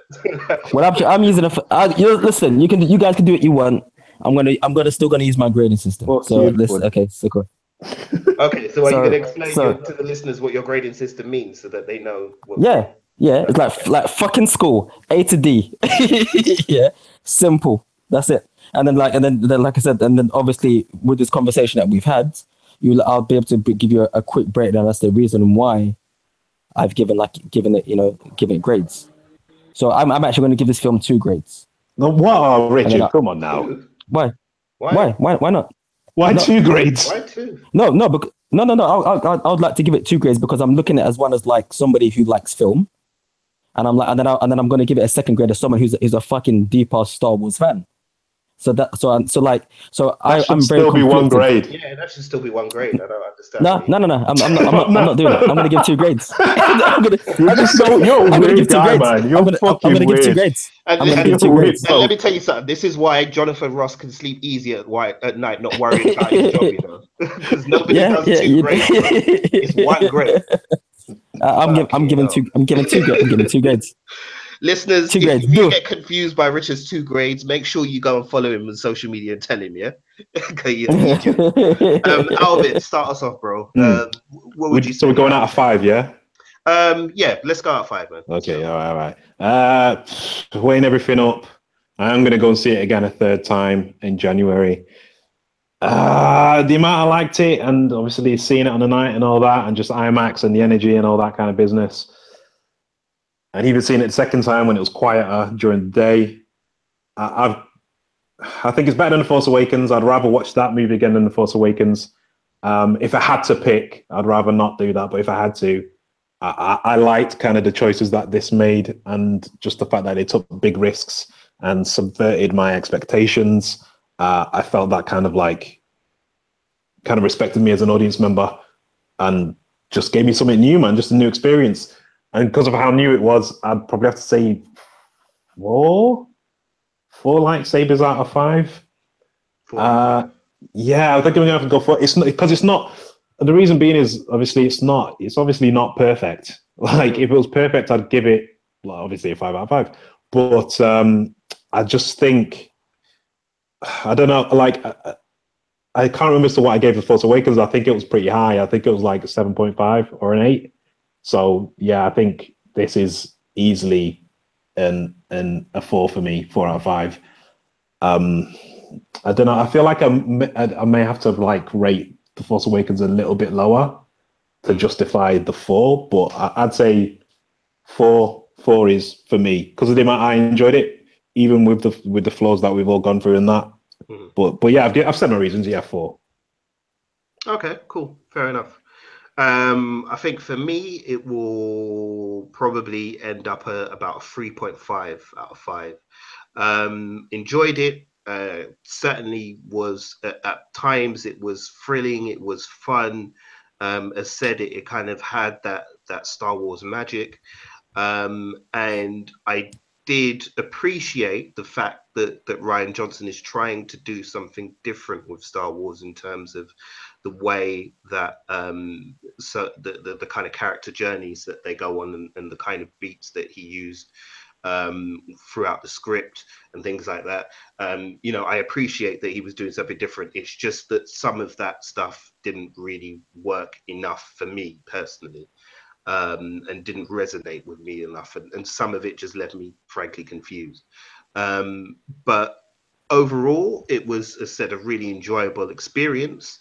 I would definitely go and see it again, and I think I will try and see it again before the year is out. But for the moment, yeah, I mean, I may change my mind again next year, but for the moment, I think it would be a 3.5 out of 5. Okay, Richard, give us your 2 ratings. my 2 grades, yeah. Yeah. Okay, all right. Okay, so basically, the film guy in me, I'll give it like a C. Like, yeah, I'd give it a C, and I'd be like, there's parts of it where I'm just like, shit, I've seen you do good stuff, Rian Johnson, and you shouldn't have made those mistakes because you've easily rectified them in other films, and you're better than that. But then the Star Wars fan in me has to give a grade of B because it's like I just fucking loved it. Like, and there's that Star Wars fan in me where I would sit down and I'd be like, yeah, I don't care about that shit. I don't care if that messes up in XYZ. So that's why I would have to give this film the 2 grades because like I said, I consider myself like quite a big Star Wars fan, and some of the stuff that I saw in this film is stuff that I'd only read about. So some people were really, really super excited about seeing, you know, like the force projection of Luke at the end of that. I've read about those things. So to see it on film, like it really, really touched that Star Wars fan in me that I was reading about stuff like that fucking 20 years ago. So that's why for this film I had to give it 2 grades because like it's like some people were saying like, oh, you know, they haven't seen this, I haven't seen that. I was like, I've been fucking waiting for this to see this on screen. So yeah, so Wait, people complaining about that? But people are saying like how it's amazing. They've never seen anything like that before. That whole scene at the end when he's on crates where he has to fight against and he does the whole force projection. I saw that in 1995 when in the miniseries Dark Empire, where he actually has this. He actually does the same thing with AT-ATs, and he basically gets everybody onto a ship, and then he talks to Princess Leia, and then he actually leaves, and everyone on the ship is shot. Then he's like, "Yeah, it's a Force ghost," and the whole premise behind that story is that basically Luke goes to join the Emperor, and he thinks that the only way to defeat the Emperor is to join the dark side, and then basically kill, basically infiltrate. Have you never read that story, Alvin? Yeah, that's the painted one in it where it's got the watercolors. It's like the artwork is not that great, but do you remember at the beginning? Yeah, I know that one. Where the AT-ATs walk. So we've seen stuff like that. So it didn't surprise me, but it touched a fan of me where I'd seen it on where you've managed to see it on screen. The same thing whereas when the first time you saw Darth Maul's double-edged lightsaber on screen, if you read the comic books, you'd seen that fucking 4 or 5 years before. Rich, you're going too far. Sorry, my bad. I'm going to set him rabbit hole. It's the rabbit hole. Alvin, you see Wind this him fucking up. guy? Before the guy just gets onto his point. He's already inconveniencing everybody with 2 scores, and now he wants to relive the fucking glory days of Star Wars. Bro, give us your 2 scores and hurry up. It's my house and I live here. Okay. Okay. So the film fan in me, I would give it a C because I think some mistakes that could have been rectified easily were just kind of like brushed over. But then the Star Wars fan in me really, really liked it. And I'd give it a B, and I'd prefer this over The Force Awakens. So wait, hold up. So your 2 scores combined really are like a B- then? B-, yeah. Somewhere between a B- and a C+. If you want to listen, when you gave your score, I didn't try to fuck up your score. I ain't fuck your score up. I'm just trying to make. I just have to make your 2 separate scores. No. Now you're doing Jedi mind trick shit. Just leave me have my 2 scores, man. Leave me have my 2 scores. So awkward, man. Oh my days! What you're the kind of guy who drive a car backwards. Yeah, exactly. Yeah, and you know what? I'll do it fucking well. All right, listeners. Well, thanks a lot for joining us. Hopefully that has kind of clarified a few things for you. If you've seen the movie already, then let us know, man. If you listen closely to the end of the trailer, to the end of the episode, there's actually a little trailer at the end that I'm going to stick on that will tell you how you can get in touch with us. But yeah, let us know what your thoughts were, because we're keen to know. I mean, as said, there's definitely a diversity of opinion out there with regarding this film, and I would be intrigued to hear from some different people to see, what they liked and what they didn't like, and so on.